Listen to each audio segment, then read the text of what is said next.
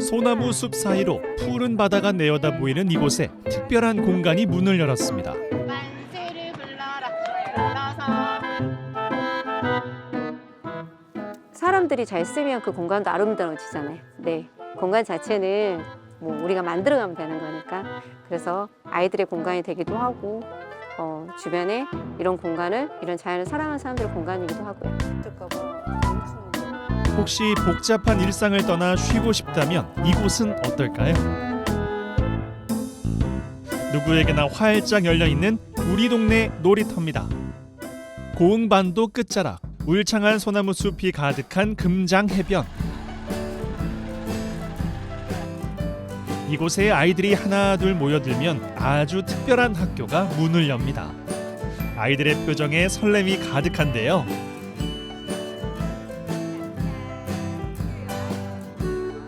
산하고 바다하고 인접해 있잖아요. 그래서 두 가지를 좀 느꼈을 때 아이들이 받아들이는 그런 놀이에 대한 그런 감각이 좀 틀리지 않을까 해서 그래서 이곳에 숲학교를 또 이렇게 운영하게 되었습니다.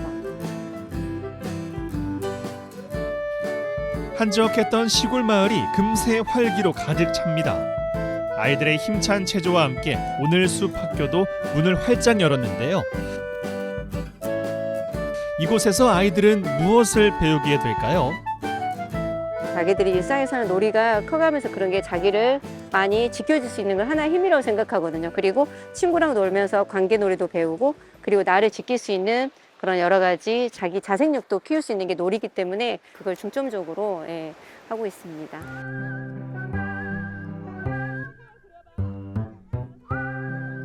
이곳에서 아이들은 호기심 가득한 탐험가가 됩니다. 무엇이든 스스로 생각하고 느끼고 움직이게 해서 자립심을 키우는 숲학교. 자연은 아이들에게 아주 재미있는 친구이자 선생님입니다.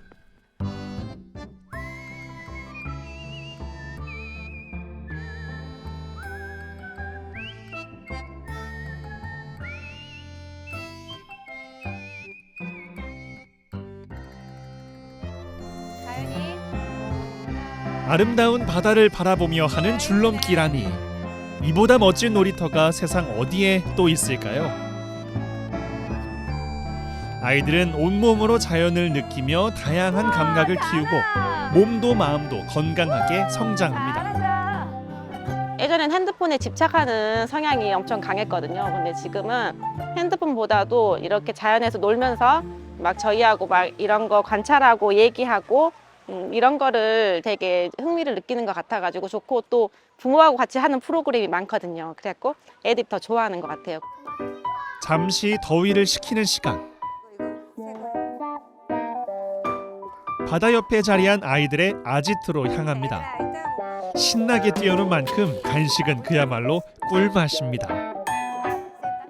자연에 관심을 갖게 되면 그 자연에 있는 사람한테도 관심을 갖게 되잖아요. 사람한테 관심을 갖게 되면 이웃에게도 관심이 있는 거고, 이웃에 관심을 갖게 되면 어쨌든 모두가 서로 조금 관심을 가지게 되면 좀 더 지역사회도 좋은 거고.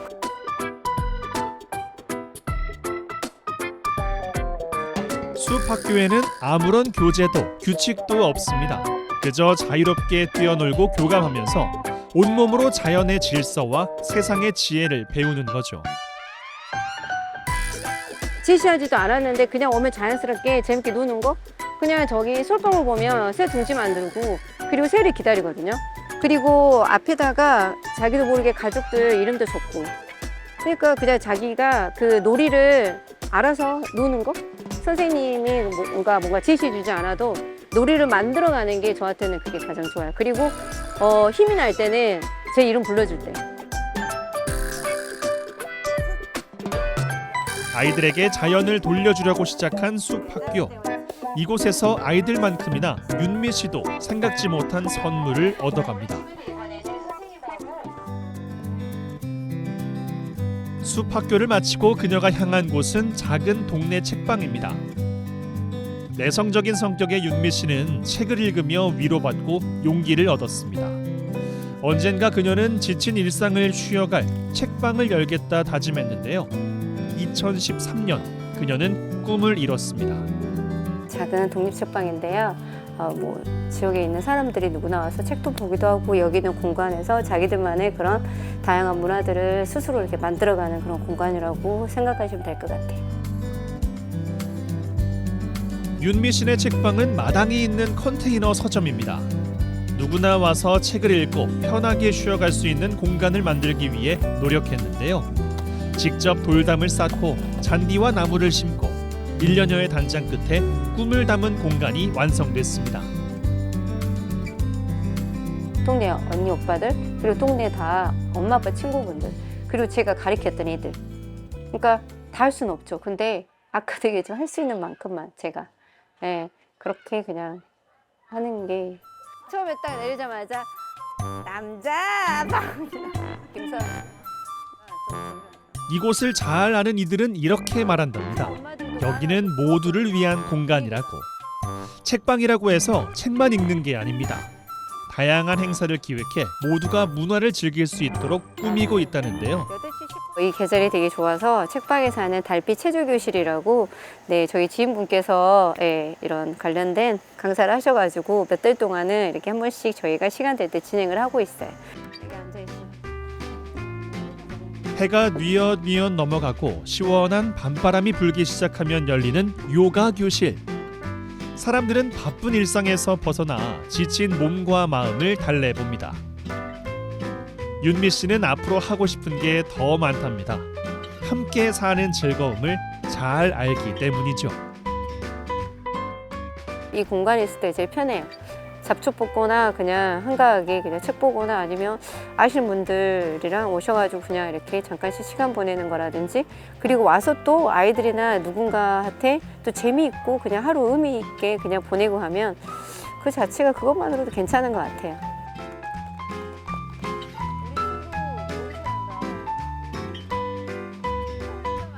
오랫동안 꿈꿔온 이 공간에서 윤미 씨는 혼자가 아닌 모두와 함께 내일의 행복을 만들어가고 있습니다. 그냥 재미있게 또 하고 싶을 때 하고 좀 쉬고 싶을 때 쉬고 그러다 또 힘내서 하고 또 뭐 지루하면 또 뭔가 힘을 내서 하고 근데 이게 의미 있는 일이니까 계속 조금씩은 내 방식대로 그리고 주위의 사람들하고 같은 방식이 맞은 사람들하고 조금씩 걸어 나가지 않을까 싶어요.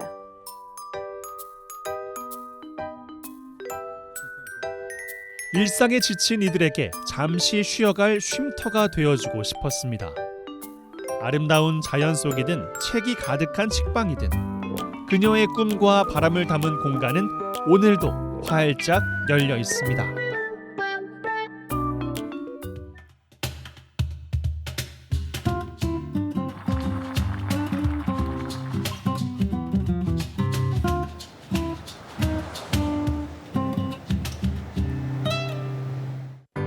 제 인생의 반은 바벨과 한 몸이 되어서 고독한 싸움을 벌여왔습니다.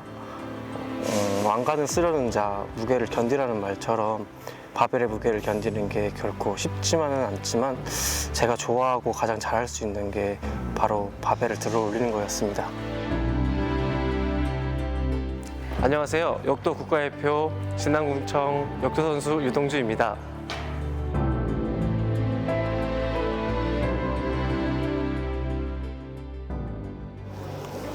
하나, 둘, 셋, 넷, 다섯, 여섯, 일곱, 열, 둘, 셋, 넷, 다섯, 여섯, 일곱, 열. 중학교 1학년 때 체육 선생님의 권유로 시작하게 되었습니다. 역도부에 들어가면 맛있는 걸 많이 준다고 하길래 삼겹살부터 해가지고 소고기, 치킨 이런 것들이 되게 맛있게 먹었던 기억이 나네요. 자, 이제 운동 좀 돌자. 자, 화이팅! 화이팅! 진안궁청 역도 화이팅! 진안궁청 역도팀은 2015년도에 창설이 되어서 지금까지 운영이 되어가고 있고요. 바르셀로나 올림픽에서 메달 따신 제 롤모델 조명관 선생님의 고향이기도 합니다. 진안궁청 역도팀은 저의 전성기를 지금 이끌고 있습니다.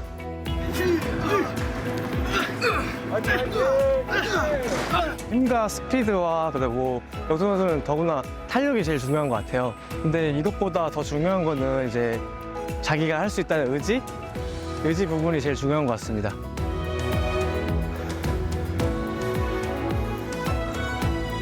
가자, 화이팅! 화이팅! 화이팅!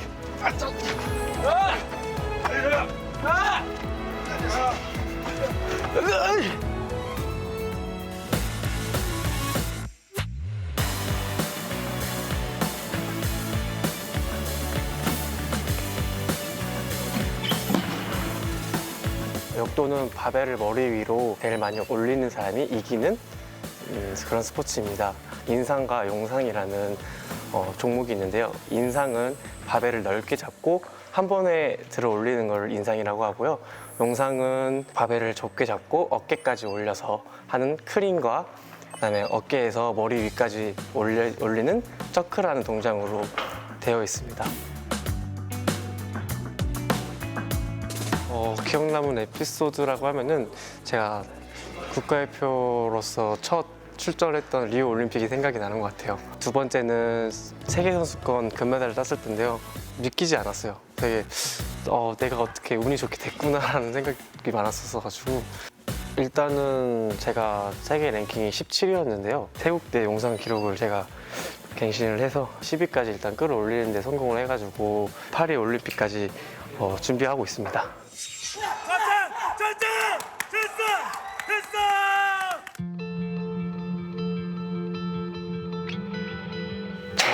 제 자신의 기록보다 1kg, 1kg 깨는 그 짜릿함이 있는 게 역도의 매력이라고 생각해요. 그 깰 때마다 그 성취감은 말을 이루지 못해요. 아, 좋아, 좋아, 좋아. 어우, 많이 좋아졌어. 줄 많이 좋아졌어. 어우.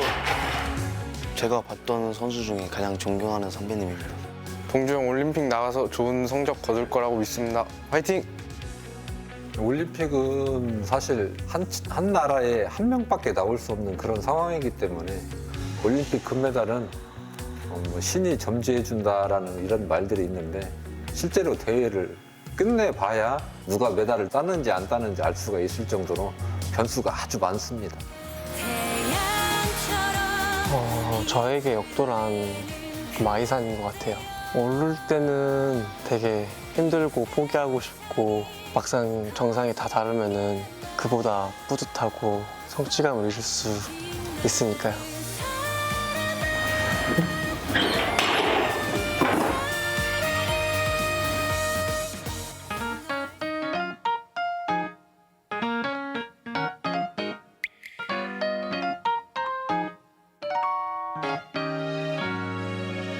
사장님, 저희 육개비빔 6개 주세요.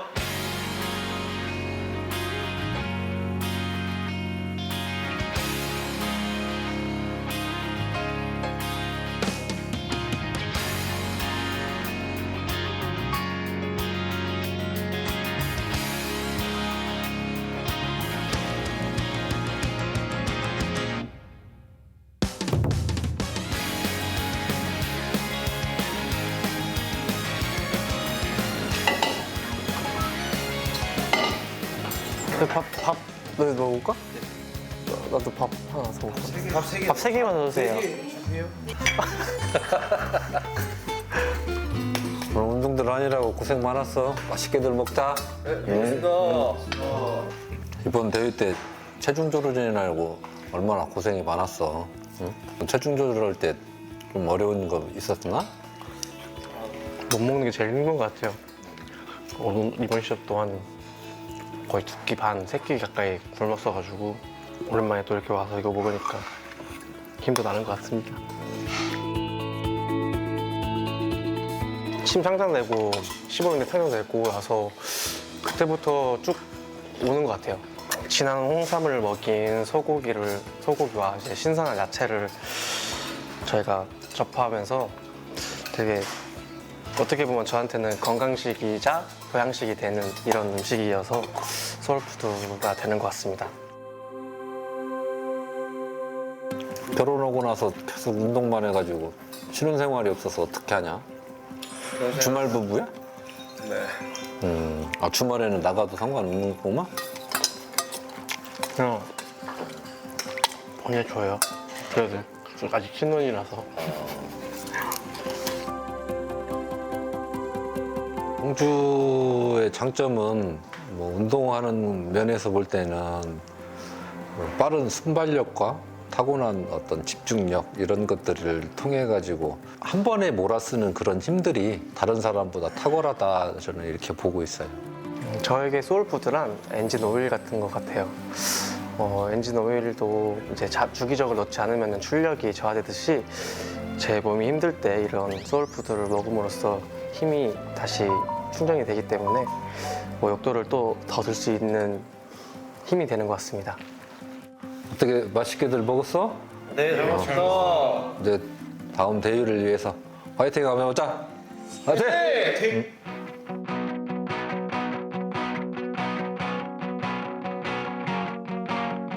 여기는 진안에서 가장 제가 좋아하는 곳이에요. 생각이 많거나 몸이 힘들거나 그럴 때 종종 와서 마음을 좀 정리하고 가는 곳이기도 해요.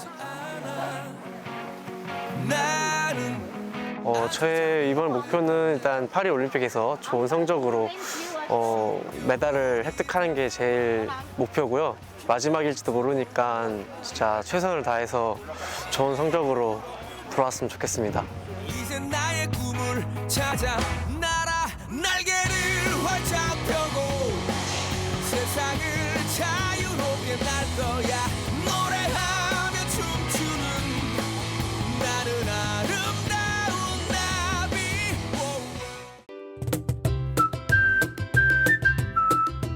좋아하는 문화생활을 좋아하는 사람들과 함께 삼삼오오 모여 세상을 바꾸는 문화판.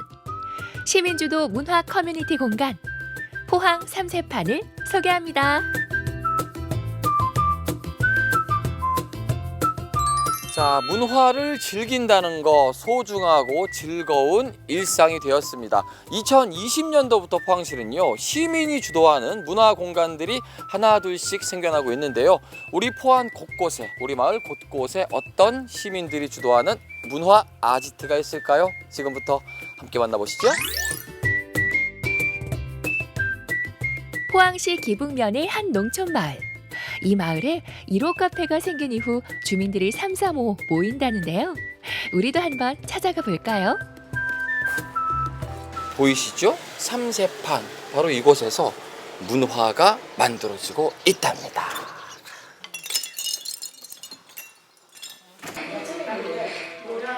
때마침 주민들이 카페에 모여 있네요. 아니 그런데 한낮에 영화 감상? 농촌 마을에서 정말 제대로 문화생활을 즐기고 계시네요. 안녕하세요.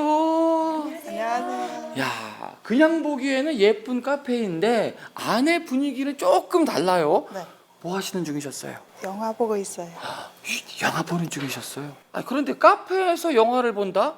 전 잘 모르겠는데. 저희는 자주 봐요. 자주요? 네, 네. 오, 모여서 네. 카페에서 네. 영화를? 네. 이 카페는 이 마을로 귀농한 한 부부가 만든 공간인데요. 농촌 마을에서도 문화생활을 즐길 수 있게 꾸민 곳으로 마을 주민들과 함께하는 문화 커뮤니티 공간이랍니다.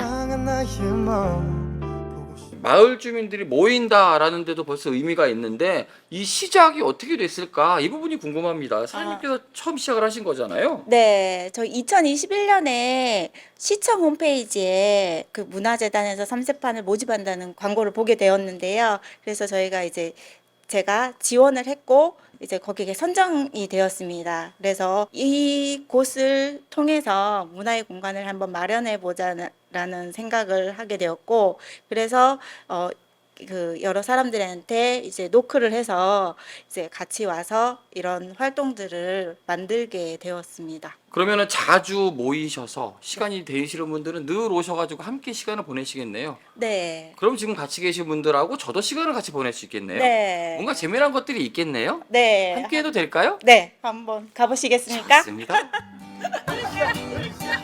처음에는 마을 주부들이 모여 뜨개질을 하는 활동으로 시작했지만 지금은 아이들과 함께 즐길 수 있는 마을 축제도 연다는 기북면 사람들. 역시 문화란 더불어 함께 나눌 때 즐거움이 더욱 커지는 것 같습니다. 카페에서 땀 내는 거 처음입니다. 즐겁게 땀이 나네요. 맞아요. 여기는 항상 예. 이렇게 저희가 모여서 이런 활동을 많이 하니까 항상 땀이 나요.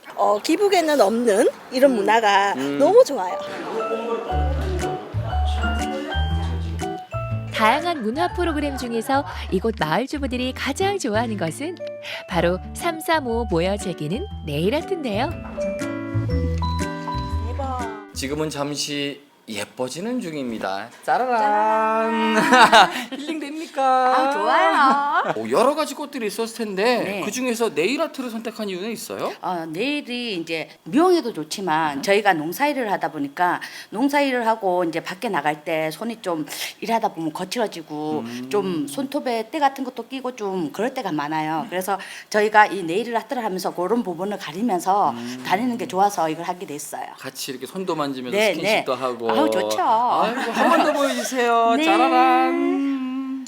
저 목표는 그냥 기북에 모든 사람들이 농번기에는 열심히 일하지만 농한기 때는 이곳에 와서 함께 이야기도 나누고 뭐 사랑도 나누고 정도 나누고 또 문화도 같이 나눌 수 있는 그런 공간이 되기를 바랍니다.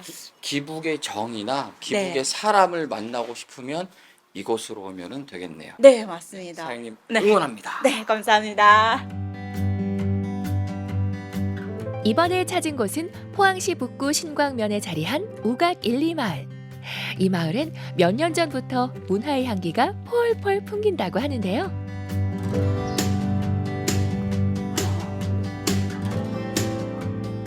전번에는 그거 했으니까 두 몸 하면 되세요.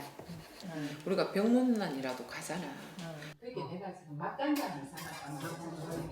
많은 분들이 자연스럽게 보일 수 있는 마을 회관에서 우리 마을의 문화가 시작이 되고 있습니다. 네, 어떤 프로그램들 많이 하세요? 그러면 처음에는 이 포항문화재단 3세판 그 사업에 지원을 해서 당시에 코로나가 왔을 때 우리 부녀회원 몇 사람이 온라인으로 아로마 테라피를 공부하게 됐어요. 그래서 아로마 테라피로 이제 서로 모이고 같이 공부하다가 3세판 사업을 만나서 그게 좀 더 강력한 모임을 하게 했거든요. 이름 그대로 향기 마을이잖아요. 네. 이곳에서는 어떤 향기가 피어나는지 저도 좀 향기 좀 맡고 갈 수 있을까요? 네, 얼마든지요. 좋습니다. 네. 대구. 나중에 대구 모르시는 분들 많아요. 아로마 오일을 활용해 현재 나의 감정 상태를 살펴볼 수 있는 감정 오일 테라피를 한번 해봤는데요. 과연 서영석 리포터의 현재 감정 상태는 어떨까요? 혹시 어젯밤에 잠을 좀 충분히 못 주무셨어요? 오, 맞습니다. 네. 이틀을 잘 못 잤어요. 아, 그러시구나. 그게 나와요. 지금 심신이 몹시 피로하고 쉬고 싶다. 내 뜻대로 일이 좀 덜 풀려서 맞아요. 네, 그러세요. 오, 신기한데요? 손금도 봐요? 신기하다. 어마. 향기로 문화를 잇고 문화는 마을 사람들을 하나로 이어줬는데요. 주민 스스로 찾아낸 행복한 삶. 이제는 일상이 곧 문화가 되었답니다. 그다음에 향이라는 게 사람을 기분 좋게 해요. 예. 뭐 우울하다가도 밖에서 우울하다가도 여기 와서 이런 걸 하면 뭐 정말로 기분이 좋아져요. 다 잊어버리고. 마을 회관에 공방을 차린 주민들은 스스로 함께 나눌 문화 활동을 회의를 통해 정했는데요. 그중 하나가 바로 바느질이랍니다. 이젠 웬만한 옷은 직접 만들어 입으신다고 하네요. 이곳은 분위기가 또 확 달라졌습니다. 뒤에 보니까 재봉틀도 쫙 잘 돼 있고요. 세탁소는 아닙니다. 왜 이렇게 재봉틀이 많아요? 저희가 여기가 솔직히 신광면이 작업복이랑 이런 게 좀 고치고 싶을 때 홍연화 시내 나가게 되면 맡기고 2, 3일 있다가 또 하고 이러다 보니까 저희가 이걸 좀 배웠으면 좋겠다 해서 저희 마을에 분녀회에서 재봉틀을 마련하게 된 거예요. 그래서 분녀회원들이 필요에 따라서 활용을 하게 되고 저 같은 경우도 오늘 또 아저씨 작업복 바지 단 내 손으로 간단하게 할 수 있어서 좋은 거죠. 정말 꿈이 큰데 젊은 사람들이 살러 들어오는 그리고 여기서 뭔가 먹고 살 수 있는 길도 언젠간 만들어내지 수 있지 않을까 그런 꿈을 또 꾸고 있습니다. 혼자가 아닌 여러 명이 모여 무언가를 즐기고 행복을 느끼는 우리 마을 문화 아지트. 삼삼오오 모여 세상을 바꾸는 문화판. 포항 삼세판에 꼭 한번 놀러 오세요. 사람들이 붐비는 주말 아침 울산 태화강역을 찾았는데요. 오늘 울산으로 특별한 여행을 하러 온 반려동물 가족들이 있습니다. 이 친구는 비숑 프리제 3살, 이름은 똥꼬예요. 똥꼬 반란해서 이름이 똥꼬고요. 그리고 여기는 레아라는 쌍둥이고 포메라니안이에요. 오늘 대중교통 이용해가지고 가까운 곳에 있는 반려동물 행사장에 가려고 이제 처음으로 동해서 타서 가보려고 왔습니다. 처음 타보는 기차에 괜찮을까 걱정도 잠시 창밖으로 펼쳐지는 초록빛 풍경에 모두가 행복해집니다. 택시만, 지하철하고 버스는 한 번도 안 타거든요. 택시만 타고 다녔어요. 태화강에서 망양역까지 14분의 짧은 시간이었지만 첫 기차 여행은 성공적이네요.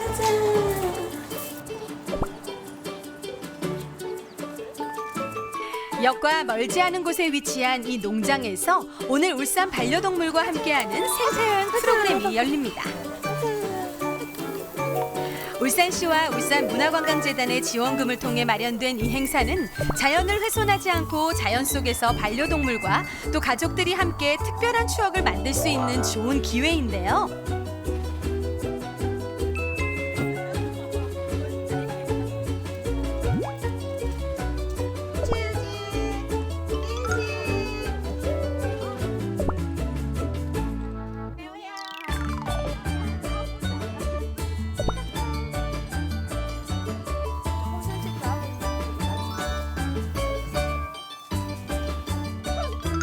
오늘만큼은 자유롭게 다른 사람 눈치 보지 않고 목줄도 풀고 포토존에서 이렇게 사진도 마음껏 찍고 행복하게 놀아봅니다. 블랙페퍼라서 까만 푸들이라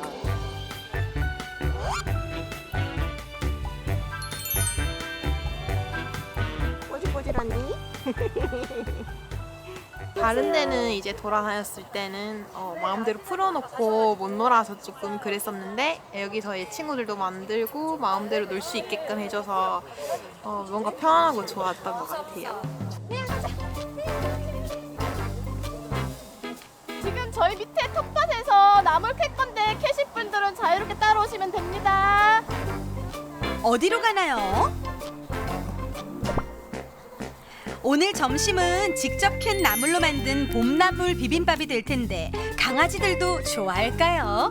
이런 거 채취하셔가지고 집에 가서 데쳐가지고 지금 이거 뭐였지? 삼나물. 삼나물이래요. 강아지한테 나물 먹여본 적 있으세요? 나물은 먹여본 적 없는데 산책하면 풀을 뜯어 먹어요.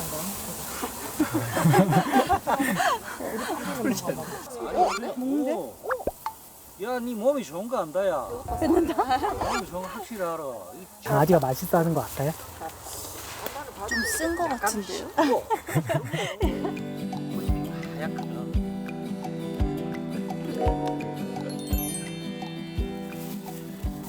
삼백초 나물 캐는 체험하고 있습니다. 맛있어 할 것 같아요? 네네네, 맛있어 할 것 같아요. 몸에 좋다니 먹여야죠.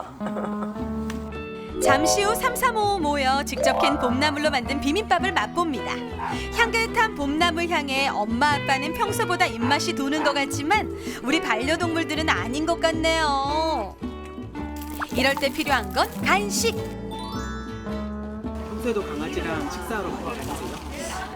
많이 다니려고 하고 여행도 많이 다니는데 밥 먹는 데가 마땅하지 않았어요, 이때까지. 근데 여기서 순간 같이 밥 먹을 수 있어서 편하게 먹을 수 있어서 너무 좋은 것 같아요. 반려동물 친화관광도시 울산에서 체험한 아주 재미난 하루였습니다. 이 친구들한테는 나오면 냄새를 탐색할 수도 있고 가서 그냥 뛰어노는 것 자체만으로도 얘들한테는 큰 에너지를 충전할 수 있는 그런 아마 좋은 시간이 될 것 같습니다. 울산광역시는 반려견 친화 관광 도시로 공원이나 반려견 문화센터 등 언제든 방문하셨을 때 반려견이랑 시간을 보낼 수 있는데요. 저희 같이 따개처럼 자연을 훼손하지 않고 자연과 함께 상생하는 그런 활동들이 더 생겼으면 좋겠습니다. 이번에 찾아온 곳은요, 중구 성남동에 위치한 길고양이 쉼터입니다. 안녕하세요. 반갑습니다. 네, 안녕하세요. 여기 예전에 비해서 많이 바뀌었네요. 네, 저희가 복산동에 있다가 저희가 올해 여기 2월 달에 새로 이전해서 들어가게 됐어요. 기억나시나요? 2년 전 고양이 하숙집으로 울트라에 소개된 적이 있는 곳인데요. 저희 쉼터에는 그 복산동 처음 공호 재개발 구역에 있던 구조한 아이들인데 그 중에서 뭐 많이 다치거나 뭐 여러 가지 사정으로 저희들이 입양을 보낼 수가 없는 아이들을 지금 여기 34마리를 데리고 지금 있는 거거든요. 그 전보다는 조금 더 넓은 환경에서 좀 아이들이 좀 자유롭게 지낼 수 있는 환경이 된 것 같아서 너무 다행이에요. 넓고 탁 트인 공간, 포근한 침대와 놀이 공간들. 우리 집보다 더 좋은 것 같은데 부럽다 고양이들아. 저희가 이쪽 방 같은 경우에도 지금 대부분 아이들이 큰 방에서 지금 모여서 하고 있는데 여기 큰 방에도 새로운 캣타워를 이렇게 설치를 하고 기존에 있을 때는 좀 좁아가지고 작은 방에 아이들이 이렇게 많이 모여 있었는데 지금은 이렇게 넓은 방에서 자유롭게 생활하고 있습니다. 고양이 쉼터를 방문한 이분들은 고양이 봉사자, 고양이 일일 집사입니다. 다양한 나이대의 봉사자들이 이곳을 방문해 빗질도 해주고 놀아도 주고 고양이와 함께 즐거운 시간을 보내는데요. 고양이들도 행복해 보이네요. 봉사는 2달 전에 여기 신청하면서 알게 됐는데 저도 반려묘를 키우는 입장에서 이런 뜻깊은 활동이 있다는 거를 얼마 전에 알게 되면서 참석하게 됩니다. 34마리의 고양이들을 봉사자들 도움 없이 돌보려면 여간 힘든 게 아니겠죠. 주변의 꾸준한 관심과 사랑으로 고양이들이 아프지 않고 보살핌을 받으며 다행히 잘 지낼 수 있습니다. 최애 동물이 뭐예요? 고양이. 저도 고양이 있었어요. 그냥 길에서 있는 고양이들 보다가 너무 귀여워가지고 돌아다니는 모습. 귀여운 만큼 우리가 소중하게 대해주고 지켜줘야 될 존재이기도 하죠. 그러기 위해선 고양이에 대한 공부도 필요합니다.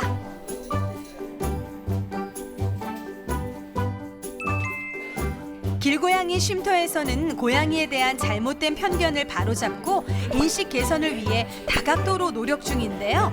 과연 아이들에게 도움됐을까요?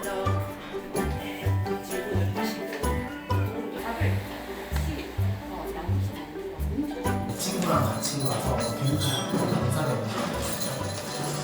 평소에 그 길고양이 많이 봤는데 귀가 왜 잘려 있거나 그런지 몰랐는데 TNR을 해서 잘려 있다는 것을 알게 되었어요.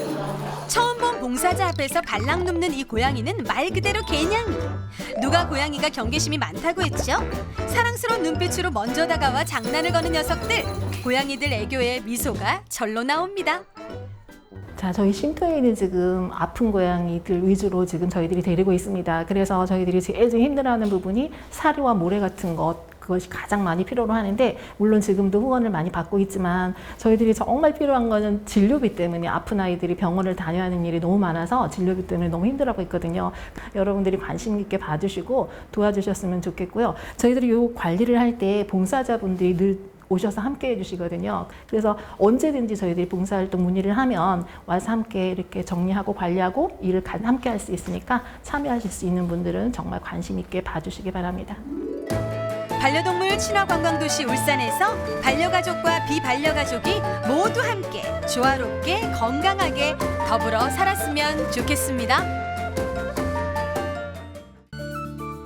답답한 도시에서의 삶에 지칠 때 자연과 더불어 사는 농촌을 꿈꿉니다. 그 꿈을 현실로 이룬 청년들.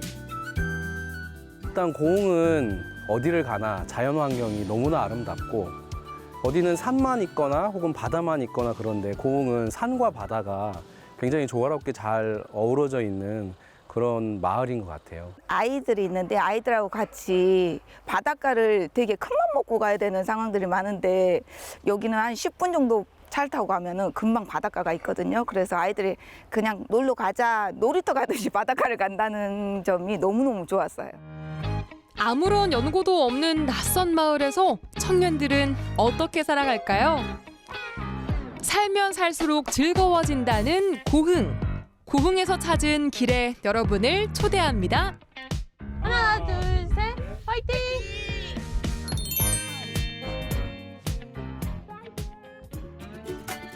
조용하던 마을에 청년들의 웃음소리가 끊이질 않습니다.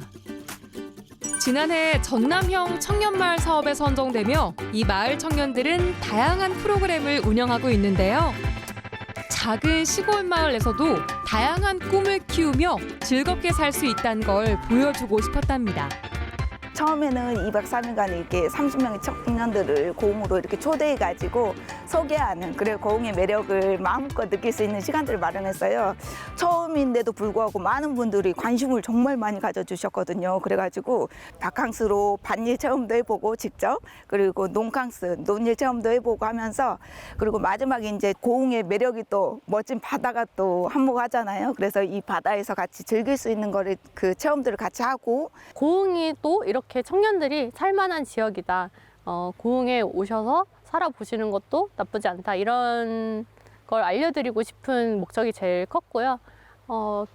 저도 이제 고흥에 지금 살고 있으니까 같이 고흥에서 살아갈 만한 제 또래 청년들이 많았으면 좋겠다. 이런 생각에서 이런 프로그램들 기획하고 운영하게 되었습니다. 청년마을이 활성화되면서 관계 인구가 늘고 있습니다. 삶의 터전을 지역에 둔 정주 인구와는 반대로 일정 기간 지역에 머물면서 가볍게 관계를 맺은 다음 이주를 고민해보는 방법인데요. 풍요로운 자연을 품고 있는 만큼 고흥에선 다양한 기회와 가능성을 만나볼 수 있답니다. 어캉스 프로그램 이름답게 이제 고흥의 어촌을 관련해서 탐방도 하고 체험도 진행하려면은 낚시 체험이 제일 적합한 것 같아서 낚시 체험으로 준비하게 되었습니다. 여기 보면 입이 건들면 이렇게 튀어나와 있어요. 여기다가 끼셔가지고 살짝 걸어도 되는데 혹시 와서 빠질 경우가 있으니까 쭉 밀면 들어가게 돼서 다 감춰졌죠. 그러면 살짝 빼서 튀어나오게. 어렵지는 않은데, 그리고 어깨 넓이만큼만 놔두신 다음에 이게 겨드랑이 끼는 게 제일 편해요. 이가 위에 온 상태에서 내리셔서 손을 놔두면 내려가죠. 낚시가 처음인 만큼 미끼를 끼우는 것도 쉽지가 않습니다. 어설픈 솜씨지만 푸른 바다에서 손맛 느껴볼 생각으로 최선을 다해보는데요. 본격적으로 시작된 낚시, 기대감이 한가득입니다. 제일 우선 하는 거는 일단 참여자분들이 즐거워하는 게 제가 우선적으로 생각하는 포인트였어요. 그러니까 낚시하시면서 좀 어촌 생활에 대해서 이런 즐거움이 있구나라는 걸 느끼셨으면 좋겠다. 그런 생각을 했던 것 같습니다. 자, 우리 초보 낚시꾼들 과연 얼마나 잡을 수 있을지 그 실력 한번 볼까요? 긴 기다림 끝에 드디어 입질이 왔습니다. 고흥바다 용왕님이 내어준 첫 번째 선물. 이게 용치놀래기라고 남해에서 사는 어종이거든요. 이것도 먹어요. 그럼요, 인증샷을 빼놓을 순 없겠죠. 너그러운 고흥바다 덕분에 짜릿한 손맛 제대로 느낀 청년들. 잊지 못할 고흥에서의 추억을 남겨봅니다.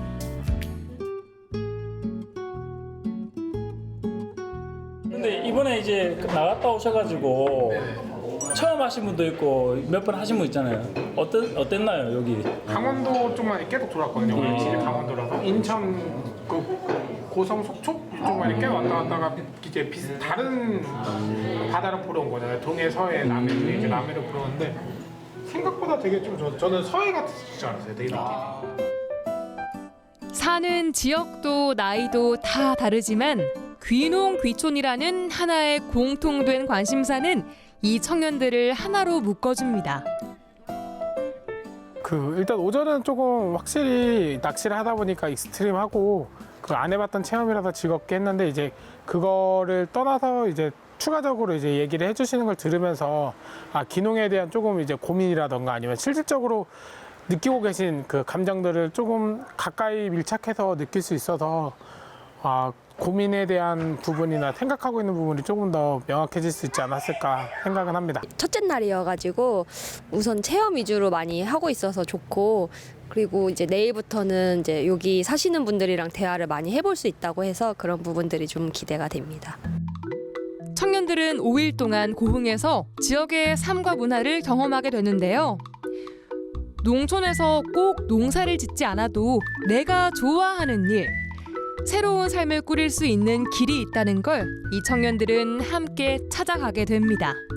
막연하게 시골 생활을 꿈꾸고는 있지만 시골에 와서 어떤 것들을 해야 될지는 사실 잘 모르거든요. 그냥 눈에 보는 거하고 현장에서 직접 경험을 한번 해보는 거는 정말 차이가 크거든요. 이렇게 4박 5일 짧지만 그 시간들을 통해서 청년들이 이런 경험하면서 고흥에 이런 것들이 많이 있구나라는 것을 체험시켜드리는 게 가장 첫 번째 목적이었던 것 같아요. 막연하게 그러면은 농사만 지어야 되나? 이런 식으로 단순하게 생각하실 그게 있는데 저처럼 꼭 농업이 아니더라도 다양한 일들 할 수 있다. 지금 예술 쪽 일도 하고 있고 뭐 기획 쪽 일도 하고 있고 이렇게 하는데 생각보다 선택지가 다양할 수 있다. 이런 거 알아주시면 좋을 것 같아요. 이른 저녁 청년들이 한자리에 모였습니다. 오늘 바다에서 직접 낚은 고기들로 맛있는 저녁 만찬을 준비하기 위해서인데요. 평소 요리를 해보지 않던 청년들이 지금 이 순간 이 요리에 진심이 되는 이유가 있습니다.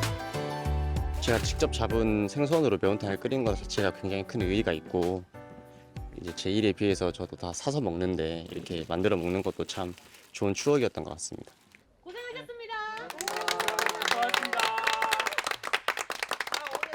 영혼이 한 50% 빠지신 것 같아요. 절대 안 해먹는데 원래. 원래 요리사는 지금 바다에서 갓 잡아서 신선한 고기도 고기지만 우리 청년들 오랜만에 실력 발휘를 제대로 했나 봅니다. 한 번 맛보면 계속 손이 간다는 청년표 매운탕. 국물 먹으면 안 되는데 국물 너무 맛있네. 어제는 저희가 이제 OT하고 다른 건 프로그램이 안 했었는데 이제. 근데 별 봐서 어제는 되게 좋았고. 어젯밤에 별 네. 보는 거 괜찮았어요. 네, 깊이 있게 뭔가 자꾸 이제 디테일하게 봐주시려는 게 좀 느껴져가지고 재밌고 좀 알찬 것 같아요. 아예 별을 테마로 한 청년들이 이렇게 캠프해도 재밌겠다. 청년만 캠프.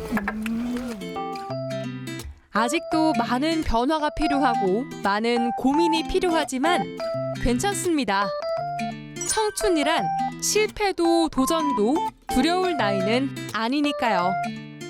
본인의 모든 걸 내려놓고 이렇게 타지 모르는 데까지 와서 시골 생활하는 게 쉽지는 않죠. 기촌을 하시는 게. 근데 이 기촌을 하면 본인의 이 하고 싶었던 그런 조그만 꿈들이 하나씩은 다 있잖아요. 그런 분들을 조금 얻어가서 내가 좀 자신감도 가지고 뭔가 그런 도시의 그런 틀에 박힌 게 아니라 좀 자유롭게 인생을 살 수 있는 그런 걸 좀 얻어갔으면 좋겠습니다. 고흥에 왔을 때 어떤 단체 어떻게 이렇게 같이 공유할 수 있는 네트워크라든지 사람들을 만날 수 있는 게 잘 없다 보니까 사람들이 조금 외로워하는 부분도 있거든요. 근데 그런 것들을 우리 청년 마을이 앞으로 1차년도 사업 그리고 2차년도 사업을 진행하면서 더 이렇게 쭉 뻗어가면서 여기 안에 있는 지역 청년들과 또 외지에서 이렇게 유입되는 청년들이 함께해서 고흥에서 많은 새로운 일들을 많이 이렇게 만들어가고 즐거운 생활을 할 수 있는 청년 마을이 됐으면 좋겠습니다. 녹음이 짙어지는 계절. 초록 숲길을 걸으면 몸도 마음도 가벼워지는데요. 산책에 나선 학생들의 신발을 벗습니다. 맨발의 청춘이군요. 저희 맨발 걷기 하려고요. 맨발 선생님! 고등학교 체육교사이자 맨발 운동 연구가로 활동 중인 김태훈 선생님. 맨발 걷기를 하고부터 제 인생이 달라졌습니다. 여러분도 저랑 같이 함께 걸어보실래요? 맨발 걷는 족족, 건강이 쭉쭉. 맨발 걷기를 통해 건강도 되찾고 인생까지 달라졌다는 김태훈 선생님. 맨발 걷기를 알리고자 발벗고 나선 사연 지금부터 만나봅니다. 대구 달서구 호산고등학교. 몸이 부딪히지. 강당에선 농구 수업이 한창입니다. 쭉. 굿잡. 잘했습니다. 깨뜨기처럼. 앉아있는 시간이 많고 활동량이 적은 요즘 학생들에게 체육은 국영수만큼이나 중요한 수업이죠. 너무나도 학업을 위주로 해서 학생들이 많이 앉아 있다 보니까 신체 움직임이 거의 없습니다. 그래서 체육 수업 시간에 최선을 다해서 활동을 해야만 학생들의 자세 건강, 그다음에 생리학적으로 심혈관 질환, 그리고 어떤 생활 습관병에 대해서도 학생들이 많이 개선될 수 있고 그런 건강 측면에서 매우 좋아질 거라고 생각하기 때문에 체육 수업 시간이 너무나도 중요하겠습니다. 네. 학생들의 건강을 살뜰히 챙기는 김태훈 선생님은 일명 맨발의 선생님으로 통합니다. 깜짝 놀랄 정도로. 선생님이 항상 꾸준히 열심히 하시니까 저도 그 모습 보고 본받고 싶어져서 감명 깊었습니다. 체육 수업만큼이나 열정을 쏟고 있는 맨발 걷기 강의. 하나라도 더 알려주고 싶은 마음이죠. 우리 손발에 지문이 왜 있는 줄 아세요? 지문이식 하려고. 맞아요. 우리 옛날에는 지문이 식기가 없었는데 손에 지문이 있죠. 지문이 없으면 이거 안 잡혀요. 미끄러져. 그럼 발에는 왜 지문이 있을까요? 걸으려고, 뛰려고. 그에 넘치는 맨발 사랑은 어쩌면 운명인지도 모릅니다. 어릴 땐 맨발 소년이었다는군요. 어릴 때부터 많은 스포츠 운동들을 맨발로 많이 했었습니다. 친구들과 축구도 맨발로 했었고 뭐 라켓 종목도 맨발로 했었고 심지어 농구도 맨발로 했었고 맨발로 운동을 할 때 굉장히 가벼웠고요. 다부진 체격의 자타공인 운동 마니아 김태훈 선생님은 대학에서 체육교육을 전공했습니다. 군 생활할 때도 교사 발령을 받은 후에도 늘 운동과 함께였는데요. 그러던 2017년 운명을 뒤바꿀 만한 큰일을 겪게 됩니다. 제가 2017년도 1월 겨울에 교통사고가 크게 났습니다. 교통신호를 받고 정지를 하고 있었는데 뒤에서 100km로 달려오던 차가 제가 정지하고 있었던 제 차를 그냥 박아버렸습니다. 그때 이제 사고로 인해서 응급수술을 했음에도 불구하고 하반신에 마비가 찾아왔었어요. 너무 이제 우울증에도 걸리고 체육교사가 몸을 못 움직이니까 너무 괴로웠는데 그때 아는 지인 형님께서 맨발 걷기를 한번 해보자고 해서 그때 한번 하고 나서 그 하반신이 마비된 그 상황에서 맨발 걷기 한 번만으로 다리에 쥐가 나고 다리에 경련이 일어나는 것을 느끼면서 내 다리도 아직까지 살아있구나. 그래서 도대체 맨발 걷기를 단 한 번 했을 뿐인데 왜 이런 현상이 일어나지? 그때부터 제가 맨발이 도대체 어떤 효과가 있길래 내 몸을 하루 만에 이렇게 만들 수가 있을까? 죽어있던 세포를 신경을 다시 살아나게 만들까? 라는 생각 때문에 그때부터 맨발 걷기에 대해서 관심을 가지고 많은 연구들을 찾아보고 그리고 또 이런 조사도 했던 것 같습니다. 기적과도 같은 효과를 체험한 후 맨발 걷기가 청소년들의 신체와 뇌 건강에 긍정적인 영향을 준다는 논문까지 발표했습니다. 오늘은 학생들과 함께 발벗고 나서보려고 합니다. 교문을 빠져나오면 멋진 숲길이 펼쳐지는데요.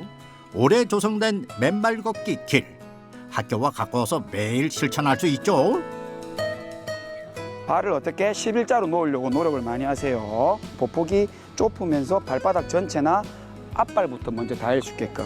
그런데 발 보폭은 크지 않게 그렇게 해서 총총총총 걷게 되고 시선은 정면으로 보고. 하루 종일 신발에 꽁꽁 갇혀있던 학생들의 발이 자유를 찾았습니다. 우리 학생들 꾸준한 맨발 걷기로 효과를 톡톡히 보고 있다는군요. 아침에 맨발 걷기를 하고 들어가니까 원래 붓기가 많았는데 붓기가 싹 빠져서 몸이 가벼운 것 같고 상쾌하게 하루를 시작할 수 있어서 좋은 것 같아요. 맨발 걷기를 하니까 손발도 따뜻해지고 정신이 맑아져서 수업 시간에 집중도 잘 돼요. 쌤, 근데 발바닥이 아프면 양말을 신고 걸어도 되니까? 초보자들은 발이 아프실 수가 있기 때문에 양말이라든지 버선을 신고 걸으셔도 충분히 효과를 보실 수 있으십니다. 양말 속에서도 버선 속에서도 충분히 섬세하게 발가락의 근육들과 여러 가지 인대들이 정교하게 움직일 수 있기 때문에 많은 생리학적, 운동 역학적 그런 효과들을 보실 수가 있겠습니다. 쌤, 맨발로 아스팔트 길을 걸으면 오히려 안 좋다던데요. 현재까지는 밝혀진 연구는 없습니다. 그러나 신발을 신고 걷는 주법보다는 분명히 뒤꿈치부터 닿이지 않기 때문에 발바닥 전체나 앞발로 접지가 되기 때문에 종아리 근육이나 허벅지 근육에서 굉장히 효과를 볼 수가 있고, 그로 인해서 지방이 많이 감소가 됩니다. 즉 근육량이 늘기 때문에 기초대사량이 는다는 그런 우리 운동 생략적 효과를 충분히 보실 수 있기 때문에 저는 충분히 그것만으로도 아스팔트를 맨발로 걷는 것도 효과가 있다고 저는 그렇게 생각을 하고 있습니다. 마지막으로 올바른 맨발 걷기 방법, 그것이 알고 싶다. 특별한 요령 같은 건 없습니다. 없는데 보폭을 너무 크게 하지 않으시고 발바닥 전체가 데인다는 느낌으로 그 보폭을 길이를 조금만 당겨서 걷는다고 생각하시면 될 것 같습니다. 그리고 맨발 걷기를 하는 효과는 신체 전체적인 혈액순환이 활발히 이루어지고, 그로 인해서 뇌로도 혈액순환이 굉장히 공급이 활발히 됩니다. 뇌로 혈액순환이 잘 된다는 것은 신경세포들의 움직임이 굉장히 활발해지고 연결망, 네트워크망이 굉장히 견고해지기 때문에 인지 능력도 향상된다고 제가 쓴 연구에서 밝혔습니다. 자푸른 초원위의 그림 같은 집. 맨발 걷기 길까지 마련되어 있는 이곳은 김태훈 선생님과 가족들의 보금자리입니다. 자연과 친구되어 매일 맨발 걷기를 하고자 3년 전 이곳 전원주택으로 이사를 왔다는군요. 오케이. 중경이를 커버하다니. 아장아장 걸음마 때부터 맨발 걷기를 한 덕에 아이들의 몸도 마음도 튼튼해졌습니다. 처음 걸었을 때는 발이 땅에 닿으면서 느낌이 이상했는데 점차 하다 보니까 적응이 돼서 이젠 잠도 일찍 잘 수 있고, 어렸을 때 아토피가 되게 심해서 피부과도 많이 갔었는데 요즘은 맨발 걷기 하고 가려운 게 많이 나은 것 같아요. 아이들 첫째, 둘째, 셋째 모두 다 자세가 안 좋았습니다. 등이 많이 굽어져 있고 목도 이렇게 많이 앞으로 나온 거북형 목이었는데 맨발을 걷고 나서부터는 자세가 많이 달라졌어요. 그리고 두 번째는 아이들의 반응 속도나 민감도가 굉장히 좋아져서 유치원에서 한 70명 중에서 거의 달리기가 꼴찌였는데 한 3, 4개월 맨발 걷기를 하고 나서부터는 거의 1, 2등을 했었고요. 우리 아이들이 아토피가 굉장히 심했었어요. 근데 이제 그 아토피를 100% 낫지는 못하더라도 그 가려움 증상이라든지 피부에 있는 그런 것들이 굉장히 보존되었어요. 특별할 것 없는 평범한 일상이지만 가족들에겐 이 순간이 더없이 소중합니다. 맨발 걷기 덕에 잃었던 웃음과 건강을 되찾았기 때문이죠. 너무 열심히 사는 사람이기 때문에 이제 항상 바쁜 와중에 이제 그런 사고가 났었기 때문에 아파서 누워 있고 이제 꼼짝도 못하는 사람 보니까 이제 막 가슴도 답답하고 막 불쌍하기도 하고 막 그랬었었는데, 맨발 걷기를 하고 나서 이제 뭐 어떻게 보면 예전보다 훨씬 허리가 튼튼해졌다고 할 수가 있거든요. 이제 그걸 생각하면 진짜 이렇게 돈 들이지 않고서도 이만큼 건강해질 수 있는 방법이 있을까 세상에, 그런 생각이 막 들면서 그저 감사할 뿐이죠. 진짜 이걸 알게 되었다는 사실. 청소년 맨발 걷기 효과에 관한 논문을 꾸준히 발표하고 있는 김태훈 선생님. 앞으로의 계획은 무엇일까요? 이제 고령화가 되고 있는 우리 노인들을 대상으로 맨발 걷기를 통해서 신체와 그리고 이제 인지기능, 즉 우리 노인들의 치매 인지기능, 그리고 이제 몸은 이제 근감소증이라고 하는데 파킨슨이라는 그 병에 이 맨발 걷기가 얼마나 효능이 있고 그 진전되는 그 병의 깊이를 더 늦출 수 있는지에 대해서 한번 연구를 해보고 싶습니다. 맨발 걷기를 통해 건강한 삶을 찾고 또 맨발 운동 연구가라는 새로운 길이 열렸는데요. 비가 오나 눈이 오나 바람이 부나 그의 맨발 걷기는 계속될 것입니다. 조선 후기 천주교 박해를 피해 종교적 믿음으로 이어진 두 사람이 있습니다. 160여 년을 이어온 문경에서의 특별한 인연, 지금 만나보시죠.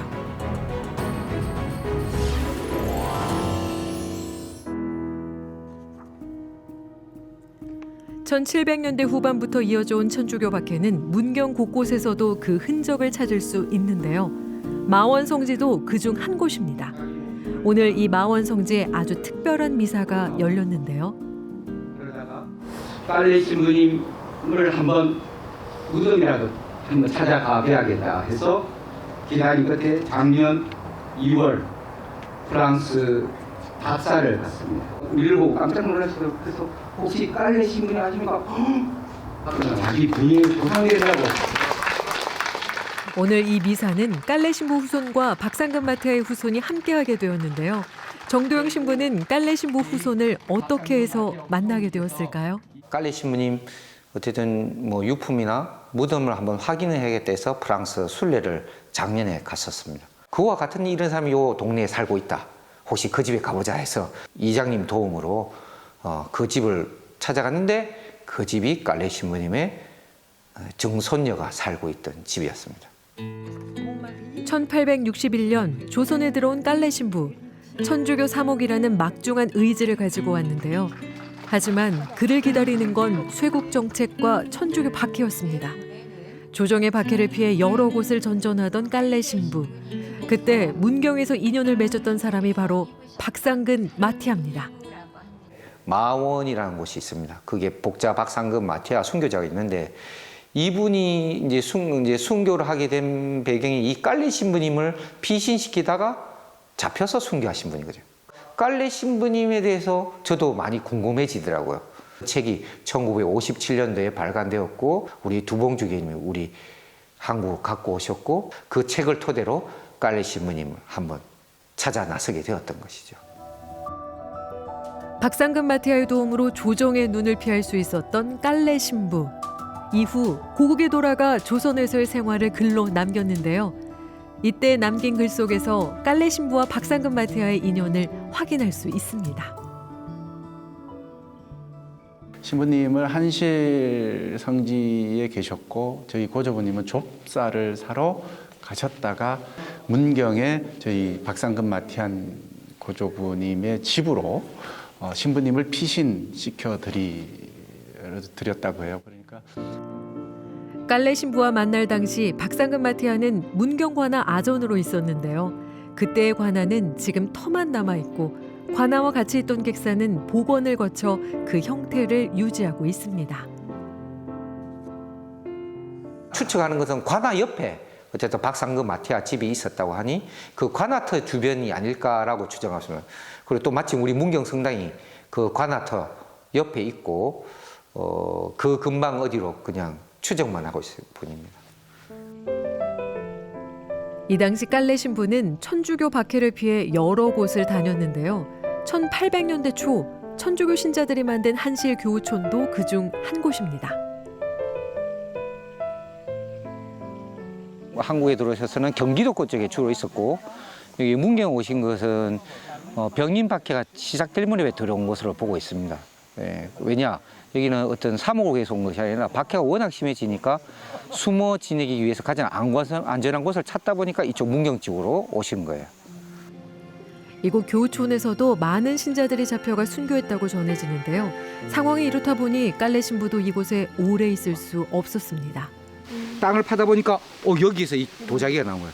요거는 여기 일부러 내뒀어요. 오시는 분들이 보고 여기 교우들이 살았다라는 것을 느끼시라고 일부러 여기 내뒀습니다. 처음에는 순교자 묘소나 흔적도 없어 교우촌 위치를 찾기가 힘들었는데요. 어느 작은 계기 하나가 이곳 역사를 증명해 주었습니다. 깔레 신부님 이제 자료를 통해서 한실 교우촌이 있다는 것을 알게 되었고 그리고 한실 마을 그 상내리 지금의 상내리 마을 찾아가서 동네 분들에게 옛날 천주교 교인들이 그쪽에 살았다는 걸 또 알게 되었고 그래서 저희들이 그쪽 지역을 1차 조사하면서 집터도 발견돼서 거기서 그래서 1993년도경에 거기를 조성하기 시작했습니다.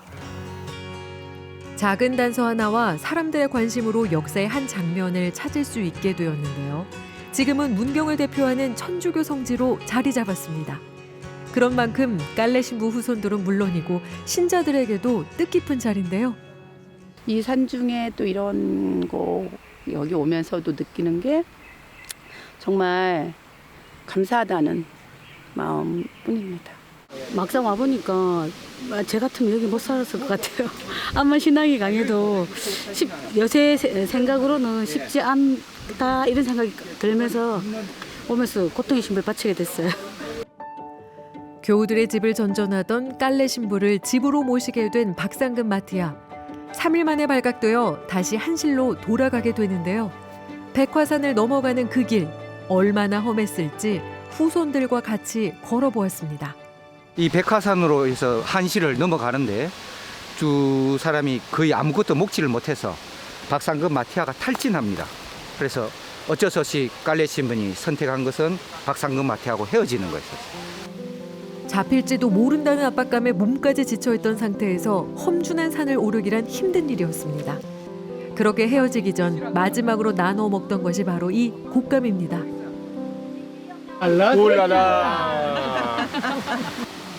Comment je me sens? Je suis. On ne peut pas dire. Vraiment émerveillé, enchanté de voir où ils ont mangé ensemble et partagé ce fruit qui est très délicat finalement, avec un goût qui est subtil. 시간이 흘러 역사 속에서 잊혀져 갔던 두 사람. 1981년에 박상금 마티아의 무덤이 발견되면서 재조명되기 시작했고 깔레 신부 사후에 나온 전기를 통해 사실로 확인되었습니다. 고뇌를 하셨는데 결국은 저희 할아버님은 내려오고 신부님은 올라가셨던 것 같아요, 한실로. 그래서 저희 고조부 박상금 마티아는 내려오셔서 당연히 관아에 잡혀가셨고 그때 신앙을 증거하시면서 순교의 길로 접어드신 걸로 저는 그렇게 알고 있습니다. 깔레 신부 후손과 박상금 마티아 후손의 만남은 묘를 참배하는 것으로 마무리를 지었는데요. 살아생전 다시 만나지 못했던 인연이 후손들을 통해 이어지게 되었습니다. L'avenir, je vais essayer de, comme je l'ai déjà un peu expliqué, de raviver la mémoire des personnes qui l'ont connu et diffuser aussi autour de moi de son existence. Beaucoup de personnes là où j'habite, pourtant c'est très petit, c'est le village de Crillon, ne connaissaient pas l'histoire du Père Calais. 순교자 할아버지가 저에게 어떠한 존재인지 좀 다시금 생각하는 오늘인 것 같습니다. 천주교 박해를 피해 사목을 이어가던 깔레 신부. 그의 안전을 위해 희생을 감수한 박상금 마티아. 마음으로 이어진 그들의 인연은 지금도 계속되고 있습니다. 이 문경 지역이 우리 항주 청주계에 있어서 박해 시대 때 그런 사랑을 주고받으면서 기쁘게 살았던 것처럼 이 지역도 그렇게 행복이 넘쳐나는 곳으로 만들고 싶습니다. 160년 만의 만남. 앞으로도 그들의 정신이 계속 이어지길 기대해 봅니다.